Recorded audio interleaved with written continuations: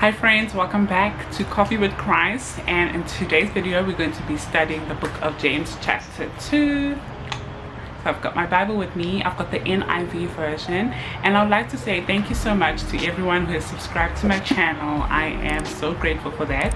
I'm not going to make a long intro. I'm just going to get into it. So go grab your Bible, grab your coffee, and let's start reading and studying the book of James chapter 2.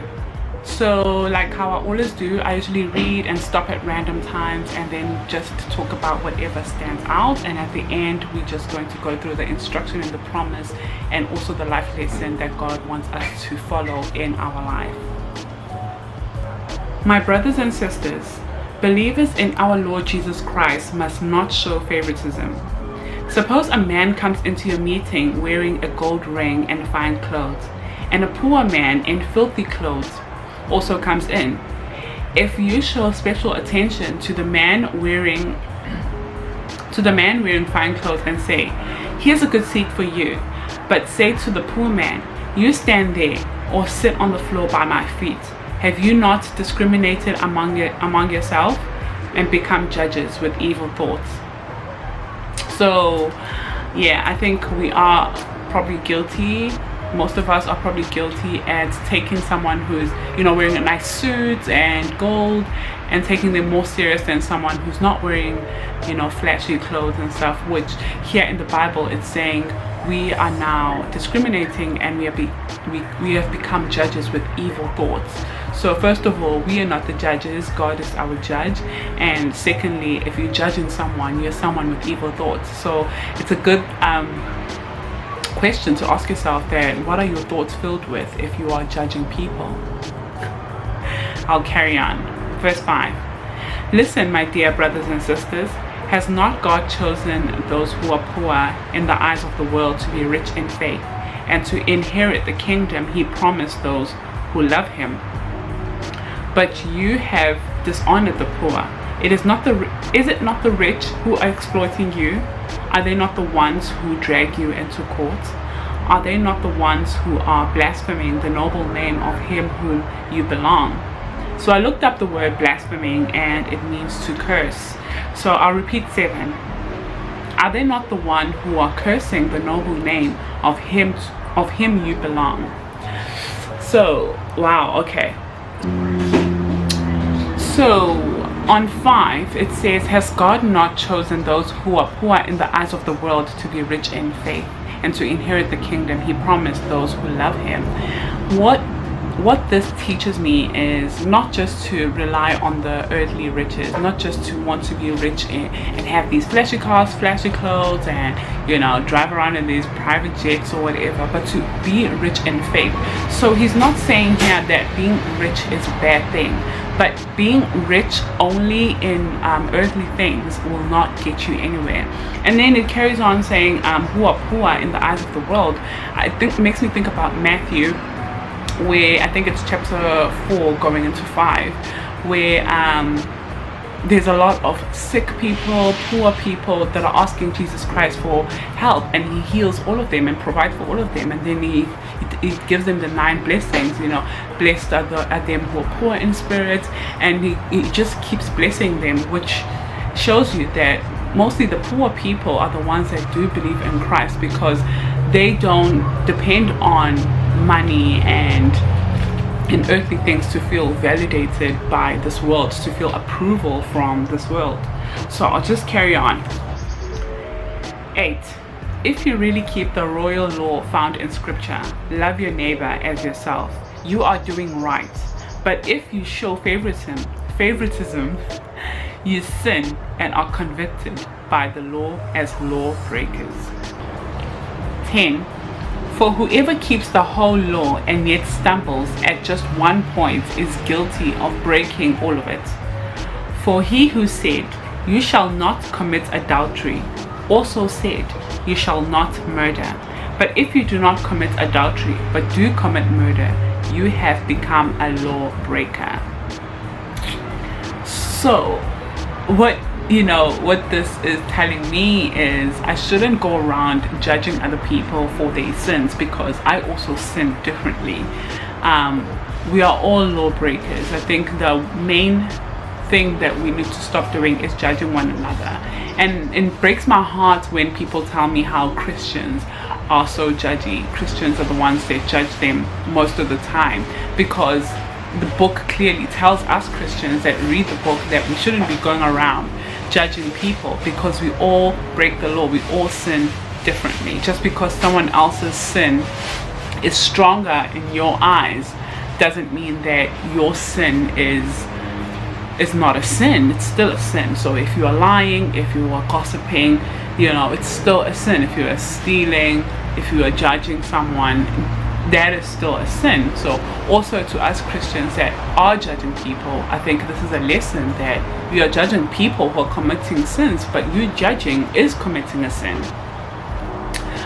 Number 12, speak and act as those who are going to be judged by the law that gives freedom, because judgment without mercy will be shown to anyone who has not been merciful.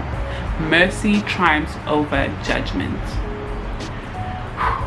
So what this is saying to me as a human in this world is that when you see someone do wrong, or when someone does wrong in your eyes, speak and act in a way that shows mercy. Don't speak in a way that wants them to get into trouble, wants someone else to know that, oh look, this person did that.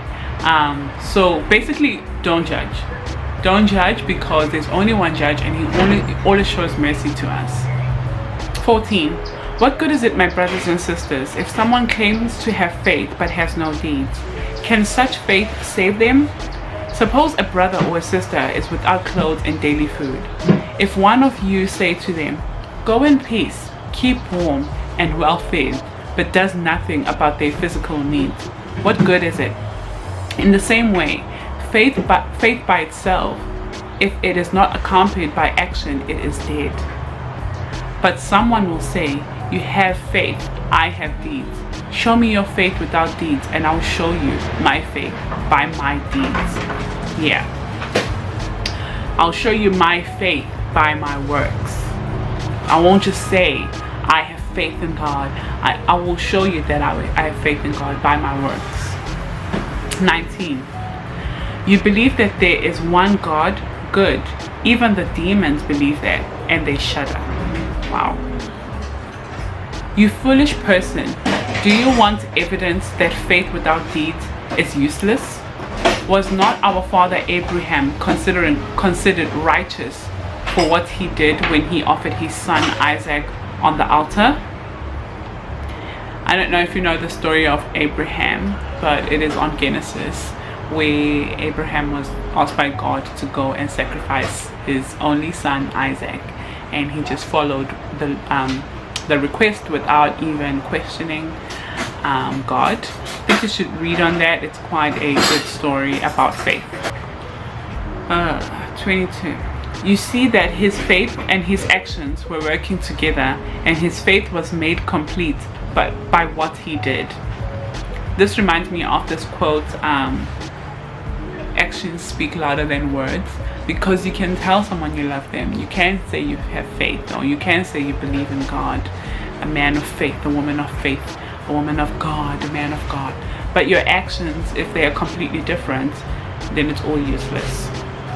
So when you say, actions speak louder than words, when you say you love someone, when you say you want this job, or whatever the words are, but if you're not acting, if you're not showing love to this person, or if you're not doing the job the right way, when they hired you and you said you want this job, you love this job, then it's all useless.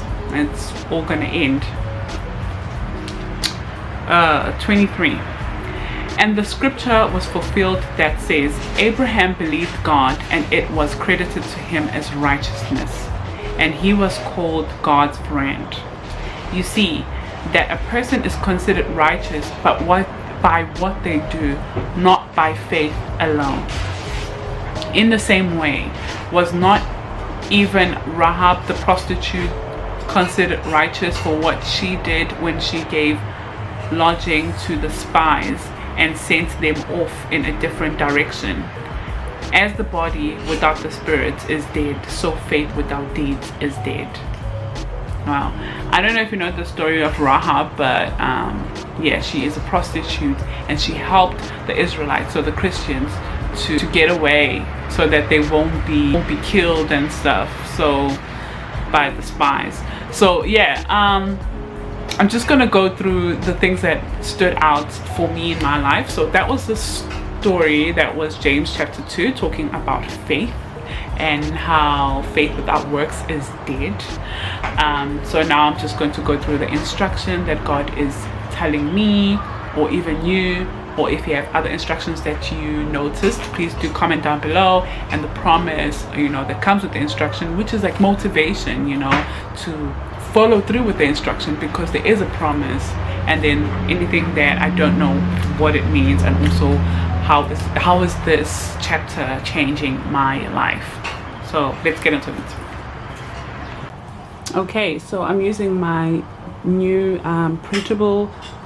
So this is found on my Etsy shop. If you want to have a copy, it has everything like from this book of faith belongs to. I printed it in A4, but you can print it in A5, and then it tells you how to prepare and what scriptures I want to read. So this is just my plan, and also my prayer requests, and the things I want to see come into my life, and my planning for my Bible studies and the topic and stuff, and just a few other things and some verses.